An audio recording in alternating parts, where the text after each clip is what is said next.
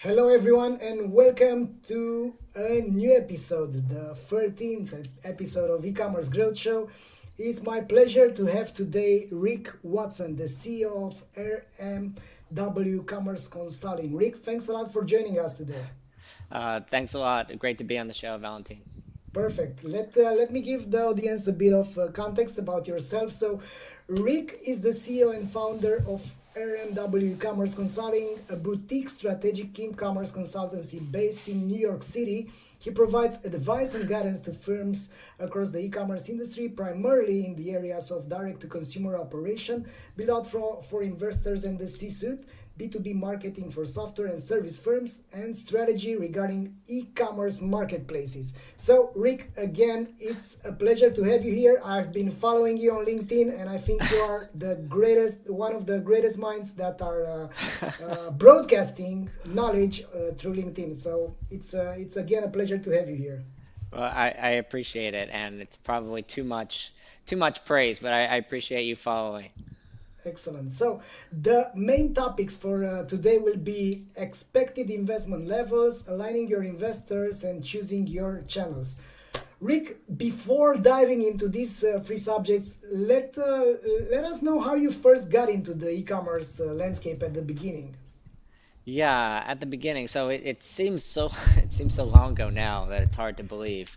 So I started in e-commerce in '99. I was actually working with some of the original founders of the company now known as Channel Advisor, which is one of the pioneers in the eBay and Amazon marketplace software businesses. They basically invented the multi-channel software space for digital marketing.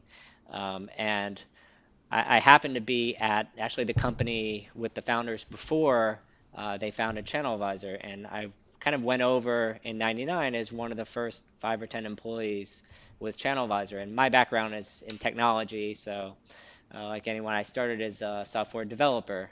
And so from there, I kind of moved software development, where I built a lot of the first versions of Channel Advisor, or I helped build a lot of the first versions of Channel Advisor software along with the initial team, working with the earliest versions of eBay and Amazon APIs, even before eBay had an API, if you can believe that, and before Amazon's marketplace officially launched, even.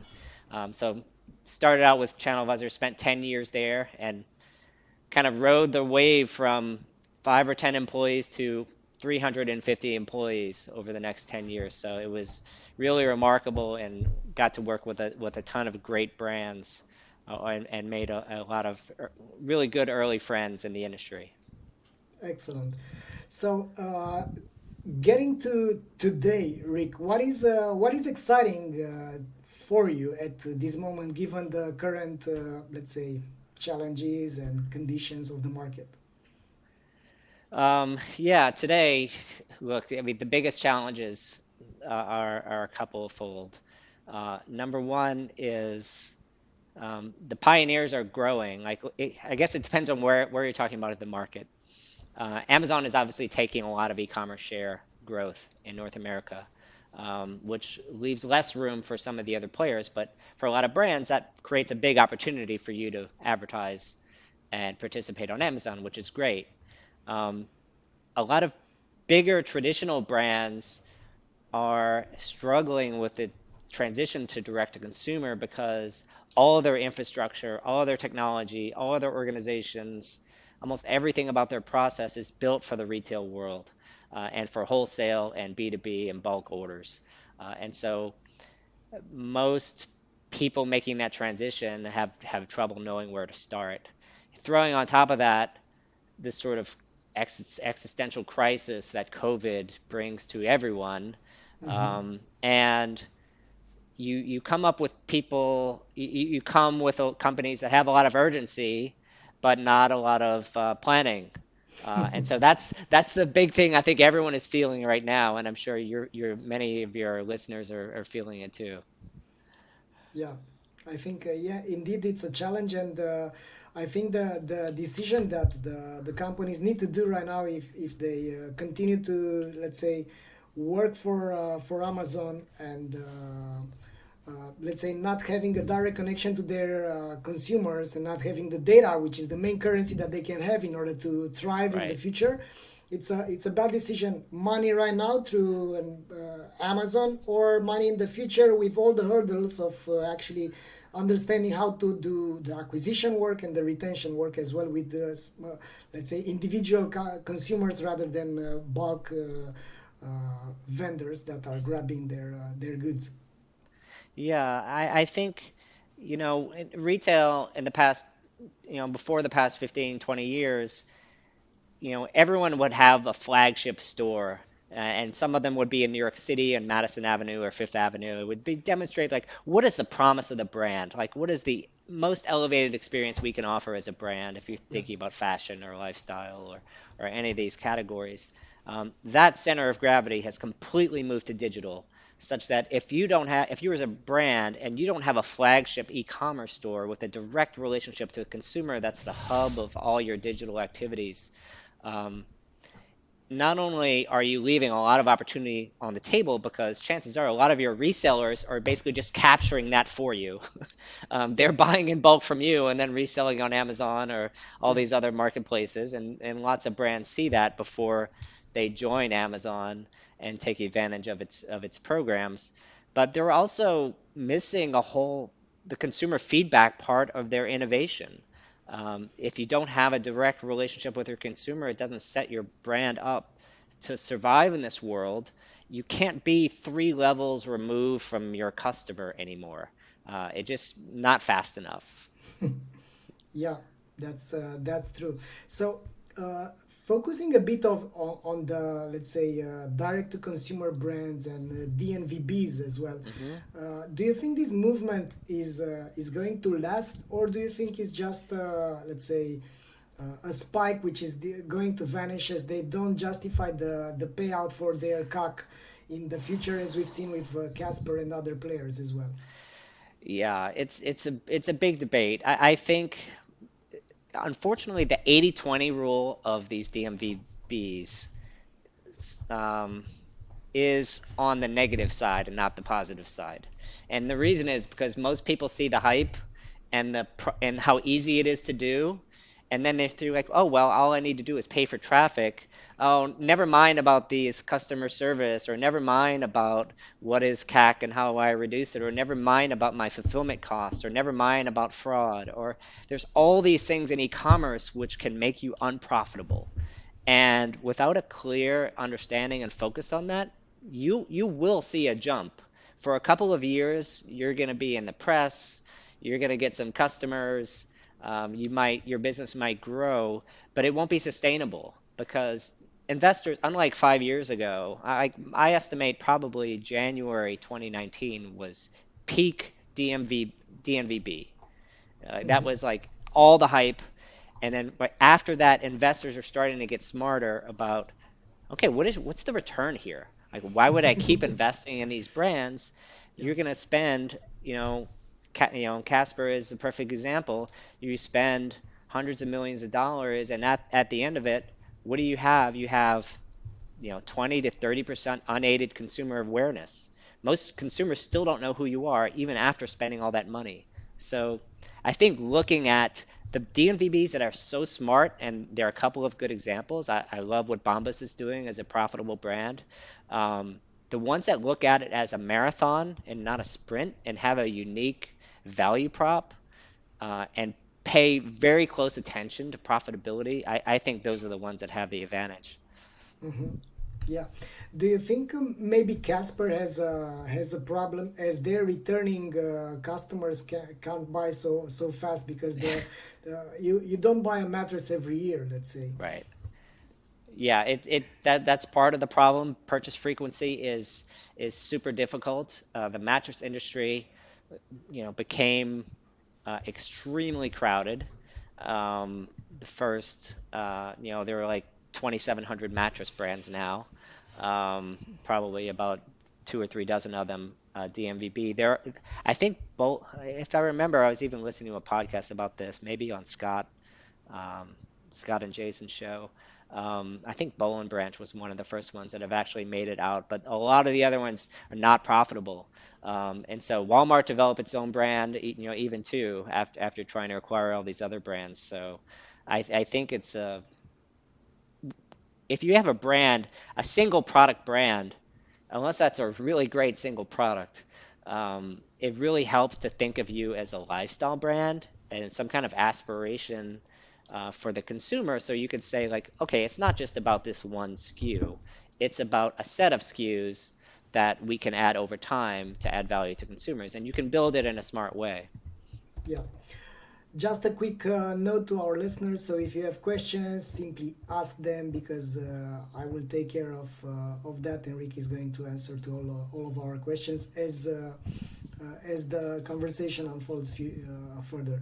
So, Rick, the next question is regarding the investment levels that a direct to consumer can expect. Yeah, it's a great question, and I always start out with um, you can spend any amount of money to enter e-commerce. It's just a fact. Um, it kind of depends on where you're coming from. If you're coming as an entrepreneur and your biggest problem initially is going to be your sourcing. If we're just talking about website technology, it is virtually free. You could probably spend a couple $1,000s to set up a store to start doing it. Whether that's Squarespace or WooCommerce or whatever it is, or Yeah, even WordPress, it's super cheap to set up a store. If you yeah, are a big fashion brand that is a retailer that is moving into direct to consumer and you need a professional agency with branding and design and videos, the most you're going to spend on is probably even not the platform itself. Even Shopify Plus is not expensive in the grand scheme of things. hmm, You're going to spend a lot more on your agency and your design and your branding and the content for the site.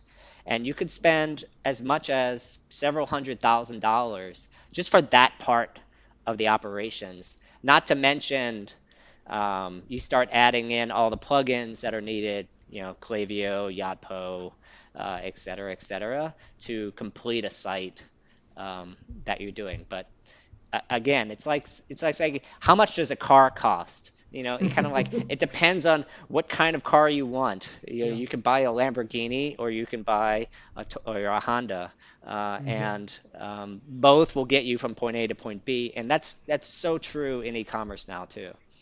yeah. So the following your example, do you think at some point you're paying for nothing just to have a brand, and at the end of the day you can get from A to B without paying so much for the, let's say, branding or for the shallow packaging of the e-commerce? Yeah, I think, look, the storytelling will never die.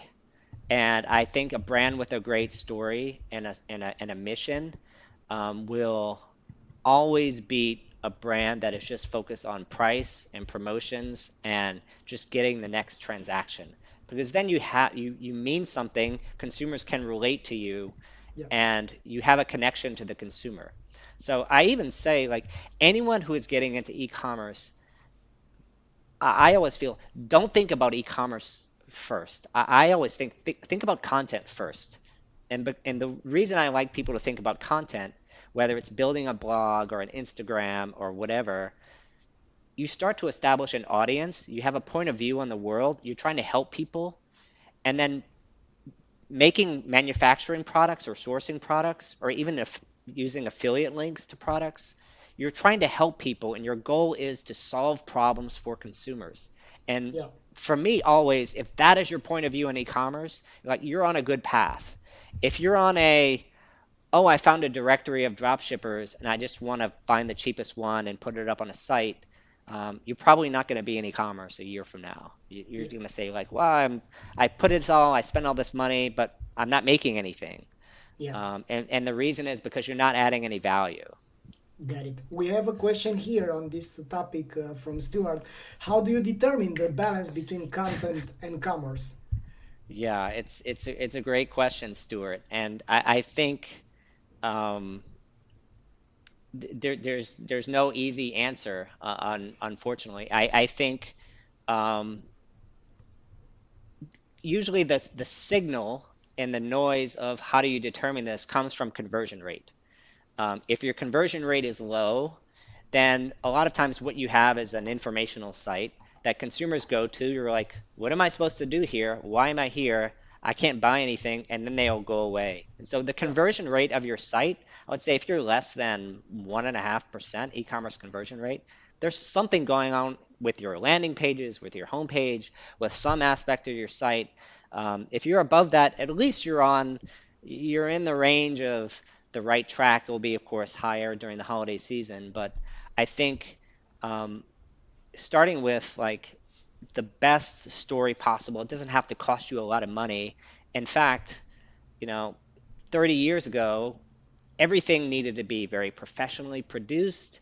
You needed brand campaigns. These days, in the age of social, a good friend of mine likes the term cheap and cheerful, and like like easy content that resonates with consumers and authenticity. And authentic just means that people you're believable, yeah. and you stand behind what you're doing, and people can look for other social signals to see that he's not just trying to this person is not just trying to sell me something.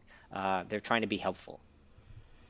That totally makes sense, and unfortunately, Rick, here I must say that there aren't too many e-commerce companies that are understanding the power of positioning and having a voice, and they are tweaking all these things like adding a new payment gateway, or let's add a new channel, let's understand if TikTok works or whatever, and these are great, but these are not as important as you having a voice and having something that like your statement, your point of view to the world, because the same products at the end of the day we can find headphones or whatever products everywhere, so Right. we can find all these products everywhere, but if the brand, if the e-commerce owner or manager or decision maker is optimizing and tweaking things like new channels or new payment gateways or whatever, instead of let's say going back to the basics and understanding that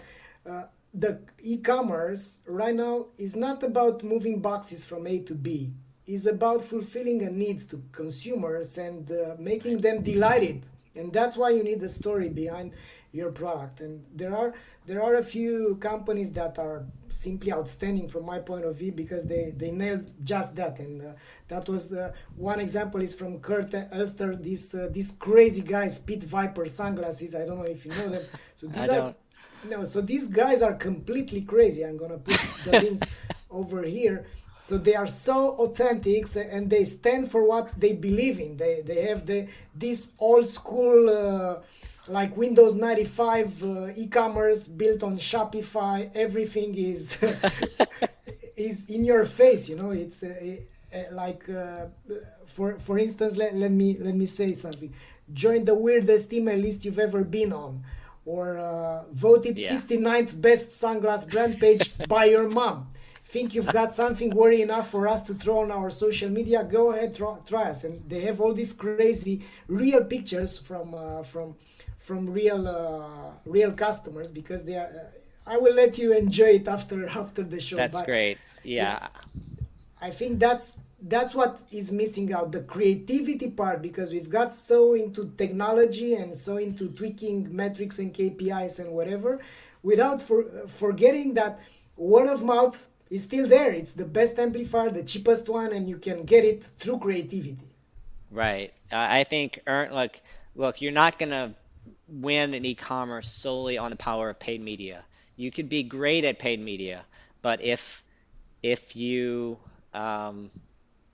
if that's all you have and you don't have any word of mouth, then a brand that's focusing on that will beat you because they're getting traffic without paying for it, and they're getting referrals and repeat buyers without paying for it.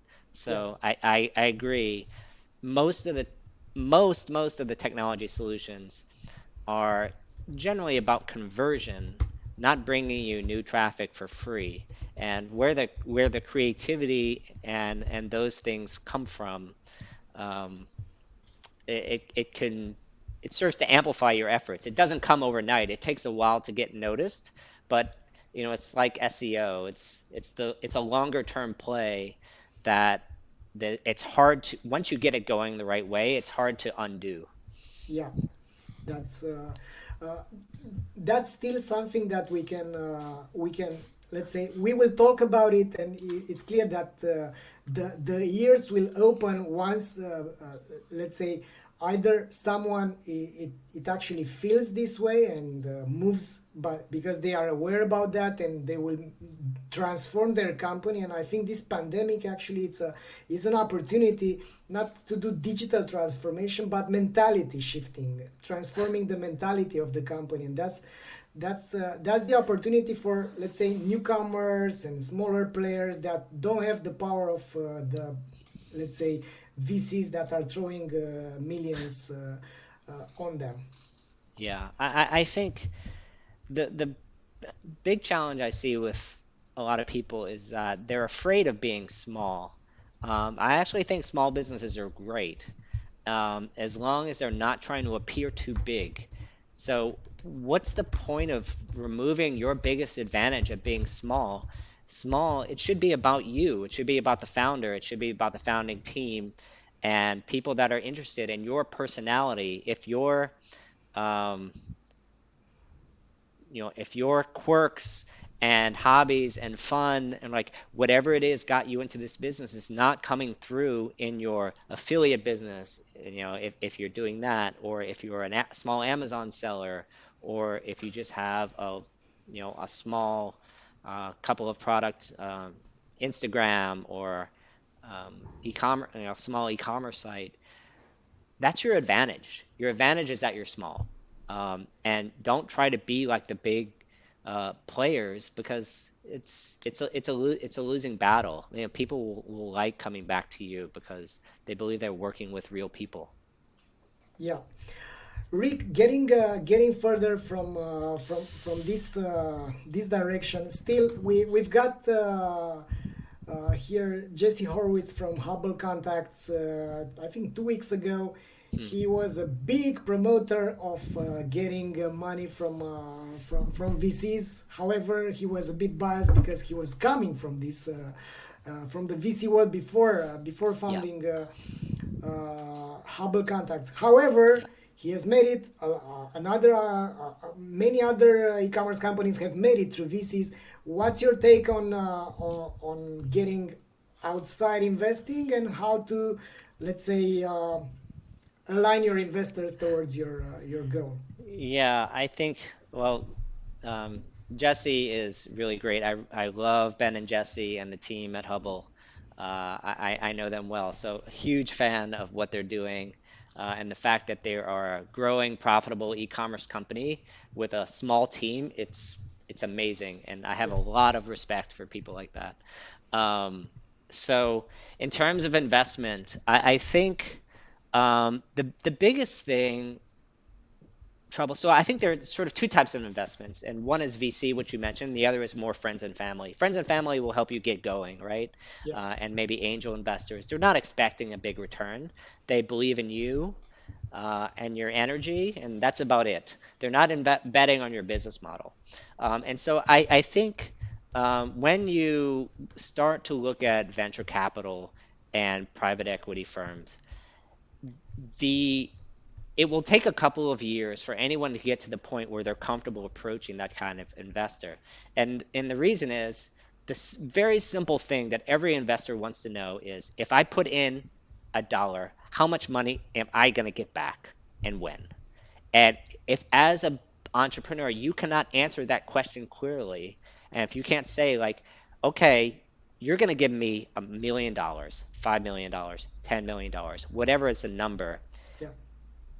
can this be a $50 million company? What does the organizational plan look back? What is my CAC? What is my LTV? What do I see as my purchase frequency? What's the mix effects? How will I add new products? How am I going to reduce the cost for my fulfillment and suppliers and make sure that operational costs don't overtake the business? If you don't have good answers to all these questions, it's simply not time to raise money. So Hmm. I think that's a big formula.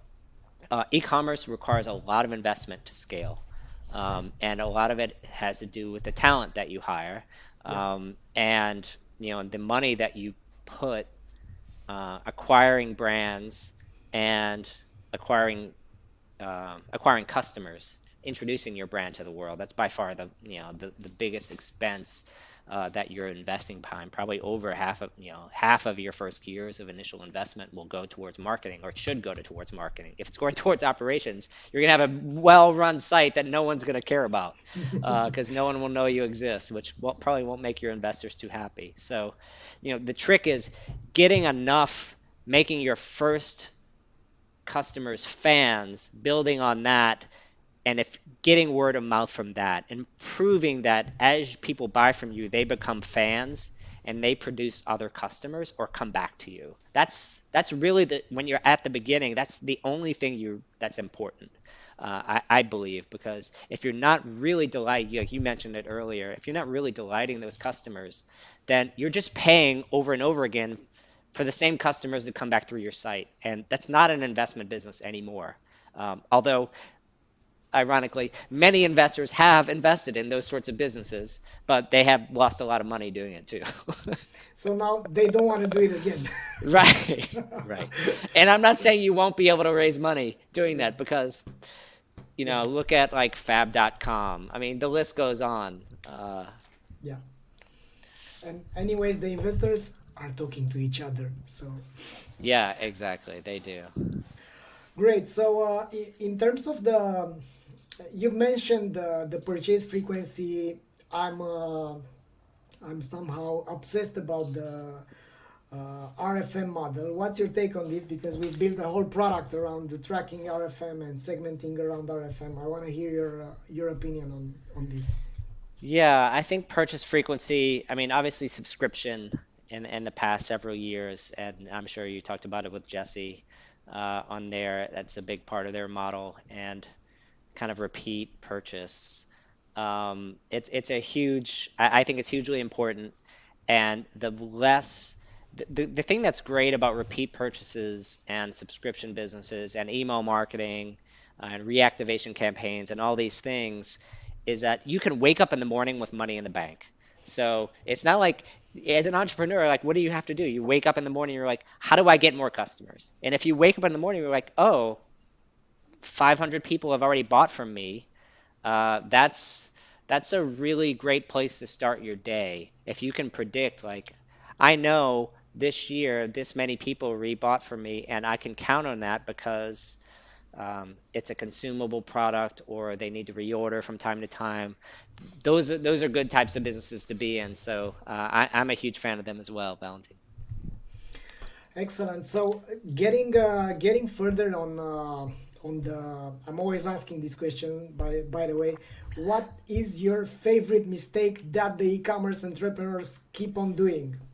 Oof. I mistake. I think believing that any single e-commerce platform, I think that it's about the platform. That's the one I see a lot.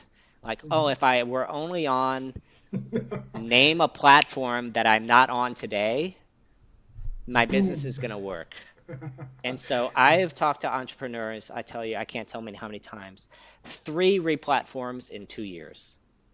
They went from Shopify, and then Shopify wasn't right. They went to BigCommerce, and then they went to Magento, and Then back to the Shopify. the energy involved and expense involved, and it's not going to change your business. It will not change your business. Your Yeah. consumers, you can make a good enough like these platforms. This is not the year 2000. Any of these platforms can be made to work for most types of businesses. Each one has limitations and Yeah. categories that they're better in, and ecosystem partners, and there's some that are leading and lagging in different areas. However, if your value prop is Yeah. no good, the platform is not going to make your business. So that's one I see a lot. So the I love that. I'm totally with you on this. But you've said something important. Do you think the value prop is what makes or breaks a business? I think, at the core of it, it has to go back to value prop because that is the offer, which means the price point, the brand, the merchandising, and then the relationship that you create with the consumer. I mean, that's to me, that's the heart of e-commerce and Hmm. really delivering on that promise that you make. So clearly communicating those buyer expectations, all the boring stuff that no one wants to talk about in terms of like, hey, I'm gonna get this in 2 days. It arrives in 2 days. I ask you how you're doing. Um, I anticipate what you're gonna want next, so that you view it as, hey, this is actually helpful. I enjoyed this product. I might like this one too. Yeah. Most consumers, if approached the right way, they don't view that as selling. They view that as helping. Hmm. And I think that's, um, I think e-commerce, there's so many parts of e-commerce that are extremely boring. Um, but they're extremely important and kind of all the operational details that you need to improve each and every day because every e-commerce business is great and terrible at the same time. There's always fraud, there's always missed shipments, there's orders held up, you don't know why. The software, the order didn't get from your e-commerce platform to your dropship platform or to your 3PL or to your FBA. Like there's always some problem happening. And so the retailers that kind of follow the model of what is my on time in full rate on my website? Am I delivering on my consumer promise consistently over and over with great results and getting great reviews and great feedback? Um, that's Yeah. the core of it.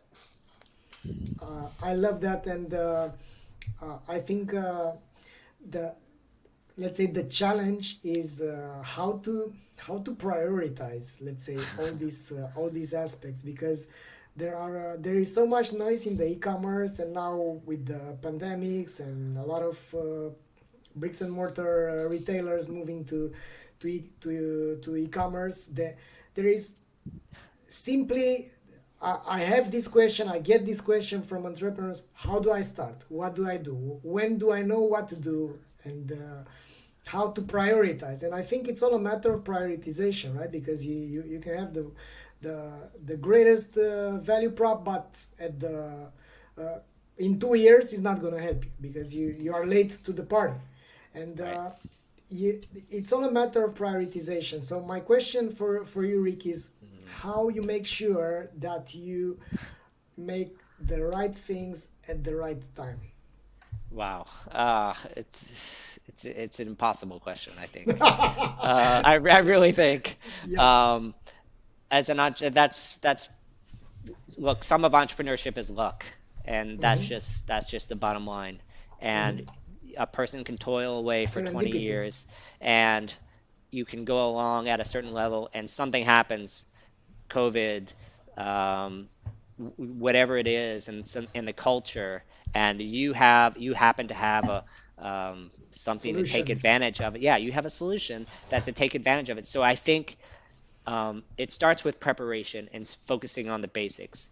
To me, prioritization, um, at the point you are about to take someone's money to the time that they are satisfied with your solution, if I had to tell anyone to prioritize that part of their business first, I would always maybe pick that first. Like before you start advertising, let's make sure you can deliver on whatever it Hmm. is you're thinking about advertising. It Yeah. doesn't have to be perfect, but you should be able to do it pretty reasonably well before you start spending a lot of money that you're going to waste. Because the last thing you want is, so to me, that's number one, is can you deliver on whatever you think your promise is? And then second is how do you amplify that promise? Can you prove that you can attract new customers consistently? So that to me that's number two. And then number three is how can I attract new customers profitably? So I would start in that order. It's really like delivering on the promise, attracting new customers, and then making it profitable from an advertising point of view. I think if you try to start with, I'm just going to attract a whole bunch of people to the site and not focus on your operations, at least some, you're going to waste a lot of money and your flywheel will not get going. Yeah. I totally am with you here. I want to add something, Rick, because it's Yeah. uh, as I've seen this happening for the market. We are in such a dynamic market in the e-commerce, and so many things are moving so fast that you can't rely on the data you had from your, let's say, university or from your academic preparation. And I think updating yourself every day would be Mm. a nice idea to stay in the market, because I've been an e-commerce entrepreneur myself. So I've made the exit back in 2013 when we reached 200,000 customers. I've said, okay, goodbye this business model. I want to go to SaaS. And I I remember how unsecure and how much I was, let's say, in my tunnel vision towards my Right. goal, without connecting to other e-commerce entrepreneurs, without Mm. opening my ears to what was going on at that time. And when I've changed this, and when I've started to actually look over webinars and read blogs and follow some industry leaders, everything changed for me, because Mm. it's and I think educating yourself continuously and keeping your mindset as a, let's say, a student. I think that also helps you to prioritize better, Yeah. because we are I, biased. All of us human I, beings are I biased. agree. I agree, definitely. I always feel you can learn from everyone, and I think whoever you're in front of, they're great at something, and I always like uncovering that. I think in deference to entrepreneurs, if you're in the tunnel and you're in the the hamster wheel spinning and you're trying to grow your business, I'm sure in 2010, 2012, you don't have time to do anything else. So you're probably not spending as much time networking. You're focused on your business. So ultimately, you can go too far in the other direction too. There are a lot of entrepreneurs that enjoy going to trade shows all the time or to do these things instead of focusing on their business.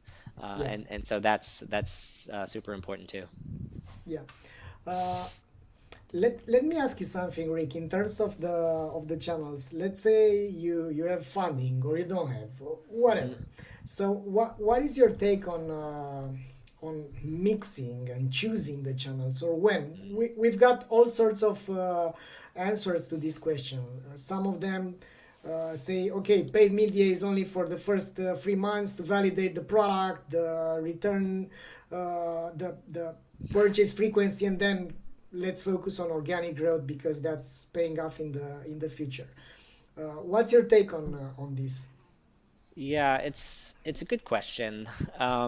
I think um, look, I think you need to be in all the big players. Um, you can't exit any of the big channels, whether that's your, focusing on your SEO, the big paid media channels like Facebook and Google. I think most retailers need to think about what they want to do on Amazon. And how they want to treat that market. Is it too low end for them? Do they need to be advertising there, first party versus third party if they're a manufacturer?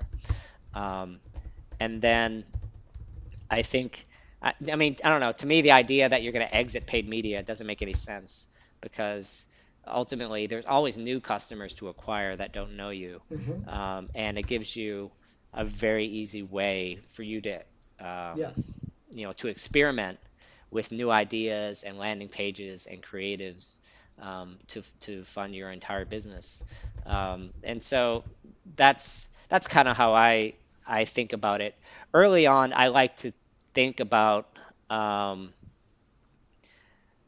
most businesses, you can kind of tell which channels are going to be most important for them depending on where their audience is yeah, and the demographics of their audience.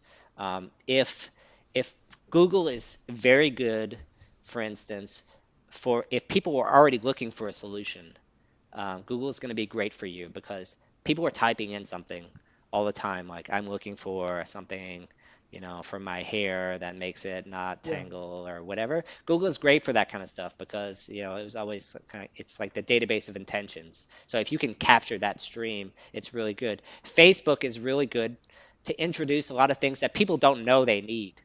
Yeah. An audience maybe that has a problem, but maybe even can't describe the problem, and they're certainly maybe not looking for products to solve Yeah. that problem yet, but yet it still works as an advertising channel Uh-huh. to sell products, which is great.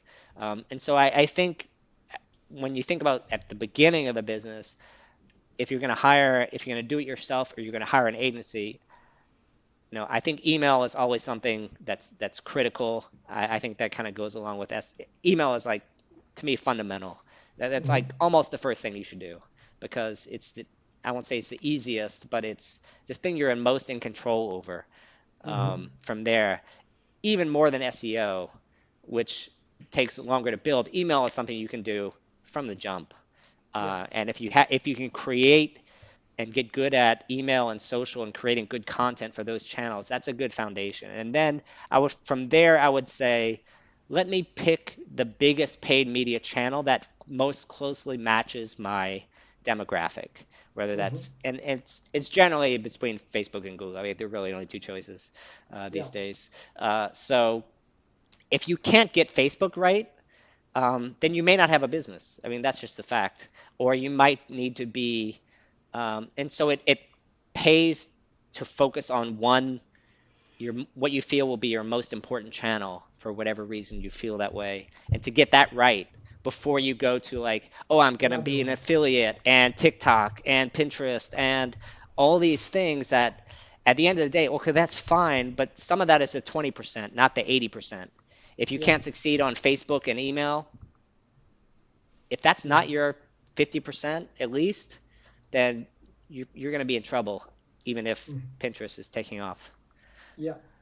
Uh, uh, I think what it's let's say important also here to analyze and to look over is the fact that too many companies are too many entrepreneurs and e-commerce owners are let's say very narrow-minded when they are Mm, looking at their channels and the mix of their channels and their attribution models, and they are mm, even tracking things like the CLV without understanding that their customers are mm, somehow everywhere. So after the company affords to invest in many other channels, I think they will need to step back to analyze what's going on with their channels and to orchestrate the customer journey according to those channels. So instead of just pushing and having these silos like the email team or the social media team, the paid media team,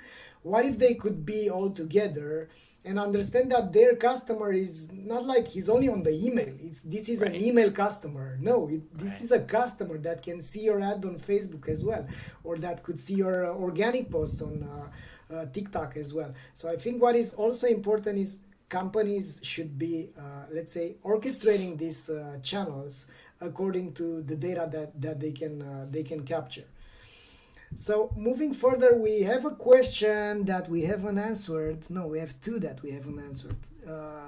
Do you think that retailers that sell on Amazon can really be customer centric or create and differentiate through customer experience?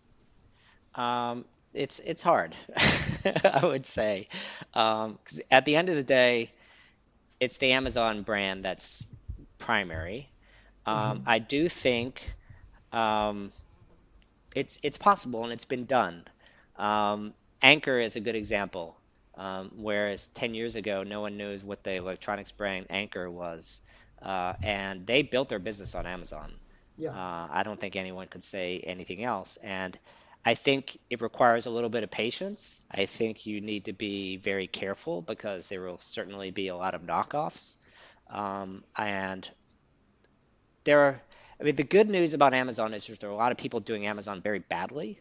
Um, and their listings aren't optimized, and there's not enough imagery and text, and there are not enough people focused on the quality of their listings, Yeah. the keywords that they're targeting, not using advertising well enough, not shipping fast enough. So, look, Amazon is it's a machine. It's a numbers machine.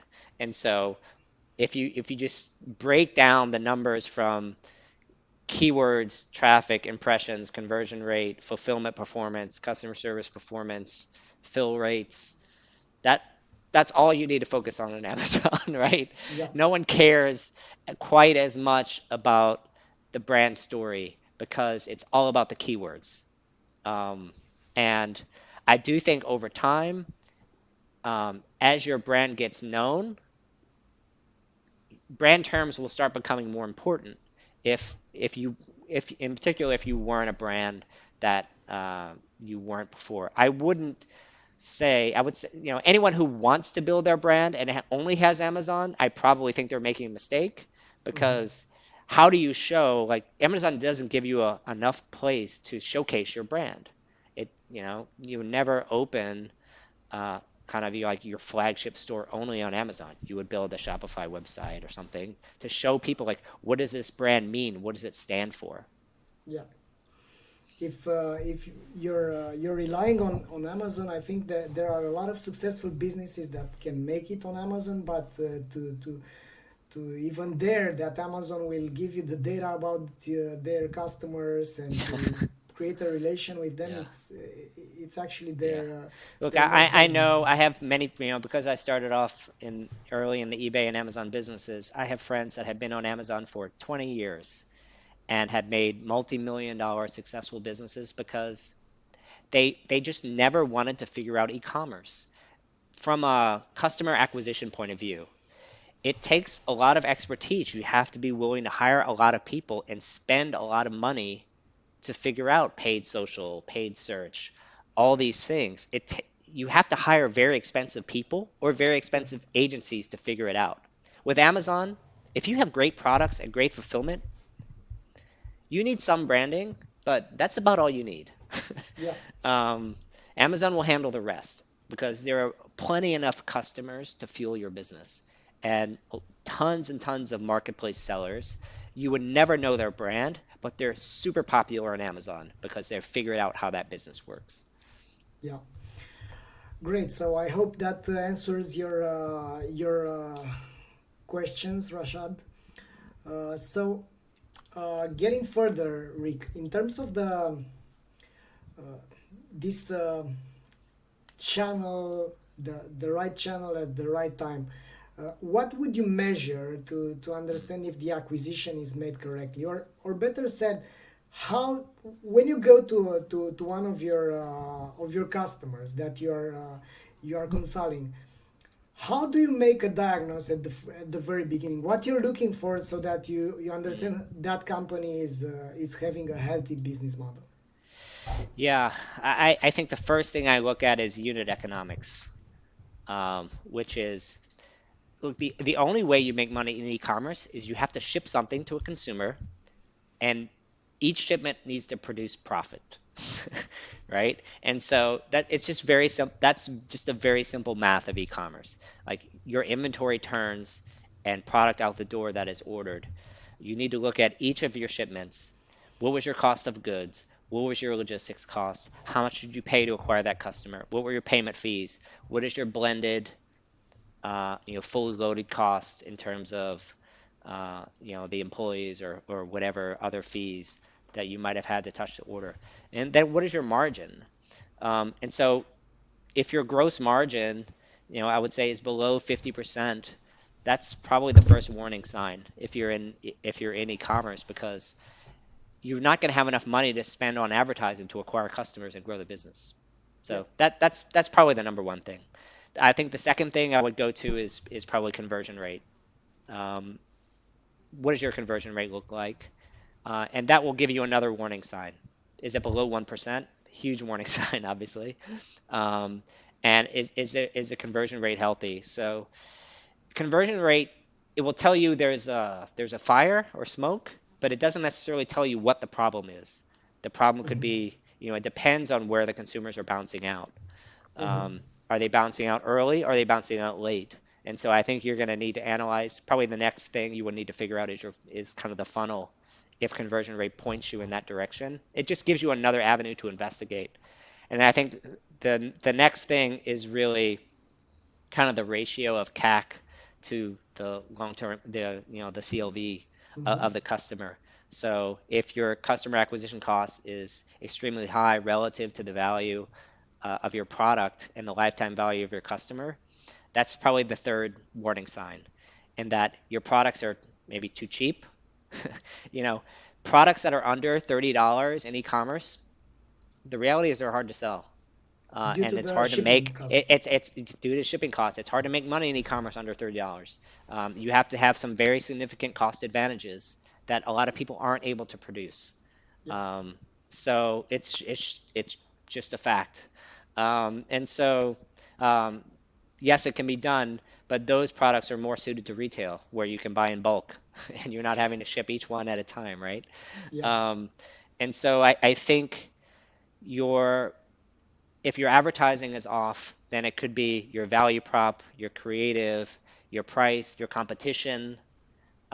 It tells you a little bit more about where you are in the market. If you're overspending relative to Mhm. your competition to acquire the same customer, that's a warning that something's wrong with your value prop. Yeah. And that really has to do with your where your product meets your price, meets your kind of your advertising spend. Rick, you've mentioned this CAC over LTV ratio. What is a healthy ratio from your perspective? Um, in a SaaS business, I have always looked for kind of 3 to 1 return Hmm. over anything is kind of a baseline. If it's below that, then you're spending too much for that same customer. You want that ratio to be at least 3 to 1. I believe, and obviously you want it higher. And I think so. That's generally the answer. But That you're also looking at the payback period, because you could have a three mhm. to one, but you don't have enough time to wait for the customer Right, to come back so right, that right, you right. can compensate the customer acquisition cost. Yeah, Because no, I think that's definitely true.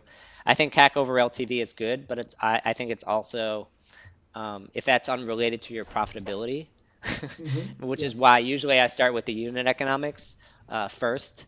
yeah, If your unit economics are not good, then even if your CAC over LTV is good, um, you're looking at it from a revenue point of view rather than a profitability yeah. uh, side.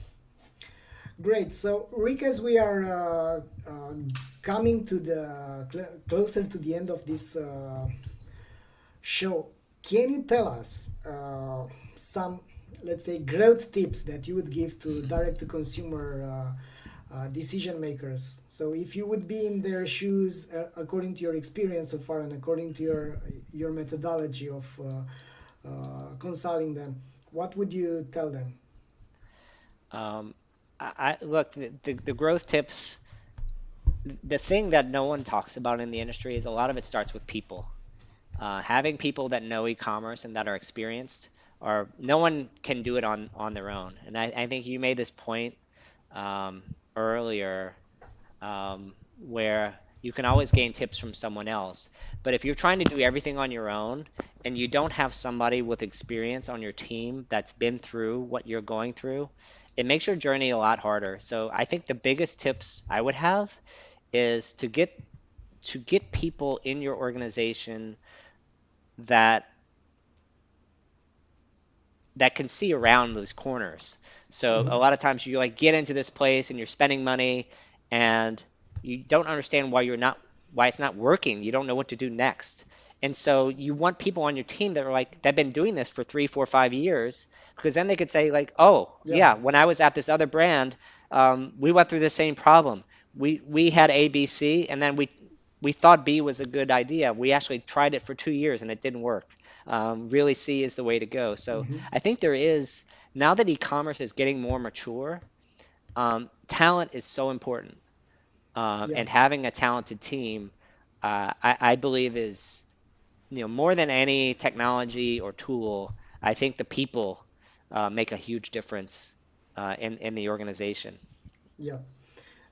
I totally agree with you, and they are also, let's say, challenging the decision makers to make bad decisions, and they are also challenging the assumptions that they have, because Right. too many times the mentality of the leaders are molding the whole organization towards a destination or another one. But having talented people, that they can actually stand for what they already know, and they can counterbalance your assumptions.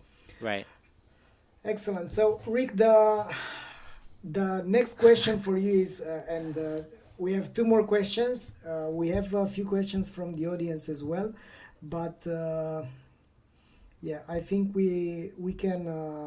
I want to ask you something, and I want to ask you that because I've been intrigued about your take on LinkedIn around Walmart's move to let's say team up with Shopify, and you've been really reluctant on this move. Can you tell us why? Um, I think there are a couple of reasons. I guess first of all, I've been in the multi-channel integration space for a long time, so I just know how the technology works. Even before this announcement, I think one of the reasons I was like, huh, okay, that's it's fine, but it's not amazing, Mm-hmm. is that even before this announcement, any Yeah, Shopify retailer could connect to Walmart if they really wanted to. It yeah, was already possible.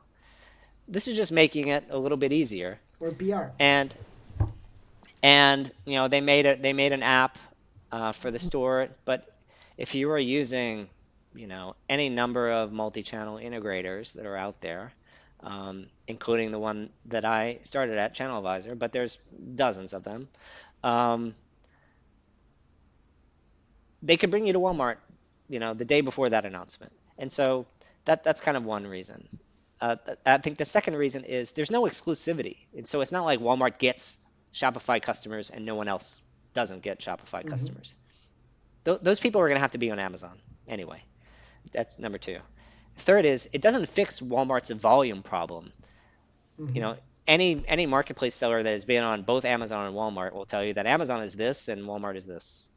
Not that it's zero, but relative to the scale, Amazon is the king of e-commerce. And so it helps their select. I think it will help their selection. So I think that's the third reason. And I think Walmart's time is better spent there Mm-hmm. than selection. And maybe they have concluded that they need more selection to get a better consumer promise. So that's totally fair. Yeah, I think the final reason is that marketplaces themselves are usually not very good at integration software. They're yeah, usually really bad at it. And so anyone who's ever used the free eBay tools anytime in their career usually uses them for about 3 to 6 months, and then they're like, oh wow, there's something I can use somewhere else that's almost as free, and I can really turbocharge my business. Usually the free tools are good to help you get to some certain level. For instance, like going going set up Shopify. Shopify is a free Google Shopping plugin. Most agencies will tell you it's terrible. Don't use it. And there's a reason for that. I kind of view this like the Walmart plugin. It's not going to be, if you're a serious brand, you're probably not going to use a default off the shelf Walmart plugin to connect to it. Anyway, that's the reason. I don't mean to like throw cold water on Walmart. I think it's fine, but I yeah. just don't think it's particularly amazing. Got it. Um, so, Rick, the last question, because we don't have time for any other questions, is around your growth as an individual. Tell us your Mhm. hack. Tell us something that you're doing so that you can achieve growth for yourself as a person. Wow. I think to me the answer is easy. You have to do something that you're scared of. You have to do something that you're scared of. If you are doing something that is easy for you and you're doing the same things over and over, you're not growing. Yeah, And so fundamentally, I think in life, that fear of making mistakes, disappointing someone, being a failure, whatever it is, of course you want to maybe do good in the world also. But if there's not some element that like maybe this won't work out, you have to be taking a risk to push yourself and to learn new things. And usually to me, that has been always those points in my career that has driven the most growth in my career, where you're doing something you're like, holy cow, I'm an entrepreneur. I've never managed people before. yeah, I've never been responsible for other people's jobs, and that feels like a huge responsibility. yeah, Um, And as a result, I'm scared of telling all these people they are gonna go home if Yeah. this business doesn't work. So that motivates you to learn a lot of new things and grow. Yeah. And so I think that fear, like take risk taking, I think is if you're not taking risks, it's something you identify, smart risks, but risks. Um, I think that is, to me, that's the key to growth in any, and it needs to be difficult for you. That's great. I totally agree with you, Rick. I've changed this, let's say, mentality as a character. I've understood that unless I'm not changing and I'm not shifting to a new level of understanding, and unless I'm not changing my internal story, I'm gonna have a boring life. So Yeah. I've made this multiple times. So that was it for today. Thanks a lot for being today with us, Rick. So where can people meet you, or where can they follow you if they need you? I've added this green button in there for people to go to your website. But where are Yeah. you mostly active? On Yeah, LinkedIn or so you Twitter? you can find me on LinkedIn. Juliana will tell you that I'm on LinkedIn. And so if you search for Rick Watson and e-commerce on LinkedIn, you're sure to find me somehow. My website is rmwcommerce.com. Um, or on email it's rick@rmwcommerce.com. So that's how to find me. Perfect. So that was it for today. I'm not gonna finish this episode until I will wish to Juliana a happy birthday. She's turning 30 today. So happy birthday, Juliana! You're simply great, and thanks for being with us in this journey at Omniconvert. So Rick, thanks a lot, and for you out there, we'll see each other next week. We're gonna have Dennis Perzer from ClearSale. Bye everyone, and stay safe.